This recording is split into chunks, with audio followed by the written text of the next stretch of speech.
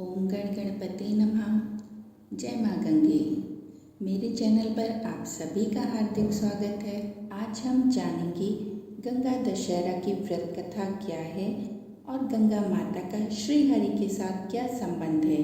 गंगा माता का जन्म किस प्रकार हुआ और गंगा सप्तमी और गंगा दशहरा में क्या अंतर है।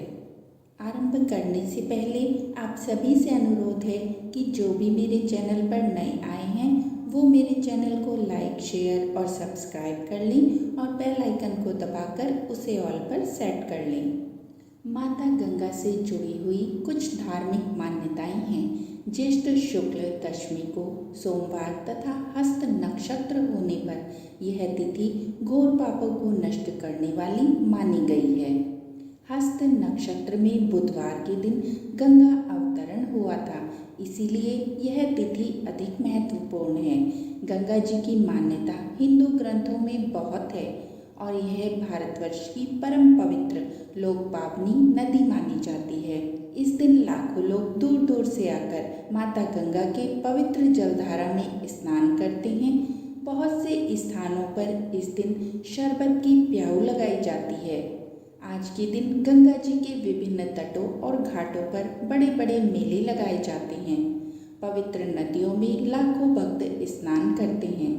इस पर्व पर बहुत सी चीज़ों का दान किया जाता है, जिसमें छतरी, वस्त्र, जूते, चप्पल आदि विशेष हैं। इस दिन जप, तप, दान, व्रत, उपवास और गंगा जी की पूजा करने पर सभी पाप जड़ से नष्ट होते हैं।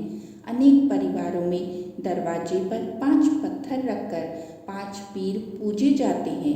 इसी प्रकार परिवार के प्रत्येक व्यक्ति के हिसाब से सवा सेर चूरमा बनाकर साधुओं, फकीरों और ब्राह्मणों में बांटने का भी विधान है। ब्राह्मणों को बड़ी मात्रा में अनाज दान के रूप में आज के दिन दिया जाता है। आज ही के दिन कई स्थानों पर आम को खाने और आम का दान करने का विशिष्ट महत्व है। दशहरा के दिन दशाश्वमेध घाट पर 10 बार स्नान करके शिवलिंग का 10 संख्या के गंध, पुष्प, दीप, नैवेद्य और फल आदि से पूजन करके रात्रि को जागरण करने से अनंत फल की प्राप्ति होती है, ऐसा माना जाता है। आइए अब जानते हैं कि माता गंगा का नारायण के साथ क्या संबंध है। शिव पुराण में ऐसी कथा मिलती है। माँ गंगा का जन्म वैशाख शुक्ल सप्तमी तिथि के दिन माना जाता है और माँ गंगा का पृथ्वी पर आगमन ज्येष्ठ शुक्ल दशमी के दिन हुआ था। इसीलिए गंगा सप्तमी और गंगा दशहरा दोनों तिथियों का अधिक महत्व है। एक माँ गंगा की जन्म तिथि है तो दूसरी माँ गंगा की पृथ्वी पर आगमन की तिथि है। पुराणों में देवी गंगा के जन्म की कई कथाएं मिलती हैं। साथ ही इनमें गंगा के स्वर्ग से पृथ्वी पर आने का रहस्य भी बताया गया है। यही नहीं, देवी गंगा के मनुष्य रूप में प्रेम की भी अत्यंत रोचक कथा मिलती है, जिससे यह दर्शाया गया है कि गंगा की अविरल धारा न केवल तन मन को पवित्र करती है बल्कि यह प्रेम का भी संचार करती है। तो जानते हैं माँ गंगा के जन्म की कथा। वामन पुराण के अनुसार जब भगवान विष्णु ने वामन रूप में अपना एक पैर आकाश की ओर उठाया, तब ब्रह्मा जी ने भगवान विष्णु के चरण धोकर जल को अपने कमंडल में भर लिया। इस जल के तेज से ब्रह्मा जी के कमंडल में गंगा का जन्म हुआ। ब्रह्मा जी ने गंगा को हिमालय को सौंप दिया। इस तरह देवी गंगा और देवी पार्वती दोनों बहनें हुई। इसी में एक कथा यह भी मिलती है कि वामन के पैर के चोट से आकाश में छेद हो गया और 3 धाराएं फूट पड़ी। एक धारा पृथ्वी पर, एक स्वर्ग में और एक पाताल में चली गई और गंगा त्रिपथगा कहलाई। शिव पुराण में ऐसी कथा भी मिलती है कि गंगा भी देवी पार्वती की ही तरह भगवान शिव को पति रूप में पाना चाहती थी।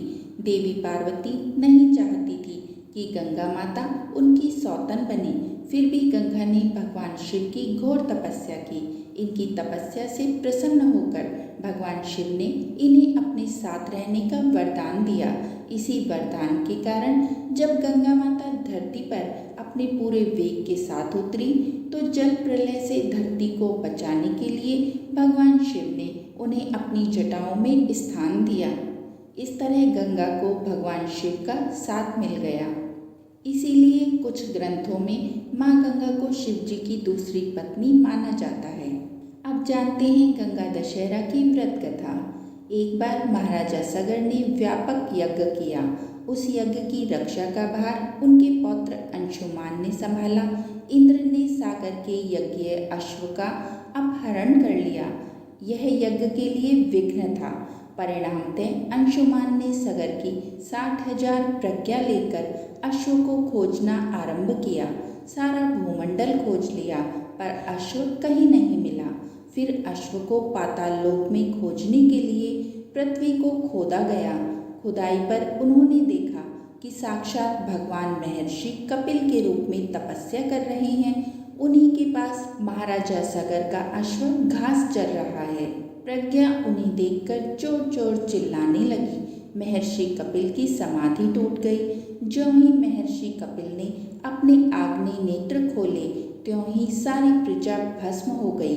इन मृत लोगों के उद्धार के लिए ही महाराजा दिलीप के पुत्र भगीरथ ने कठोर तपस्या की।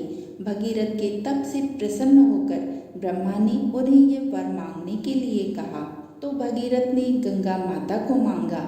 इस पर ब्रह्मा ने कहा, राजन, तुम गंगा का पृथ्वी पर अवतरण तो चाहते हो, परंतु क्या तुम्हें पृथ्वी से पूछा है कि वह गंगा की भार और वेग को संभाल लेगी? मेरा विचार है कि गंगा के वेग को संभालने की शक्ति केवल भगवान शंकर में है। इसीलिए उचित यह होगा कि गंगा का भार और वेग संभालने के लिए भगवान शिव का अनुग्रह प्राप्त कर लिया जाए।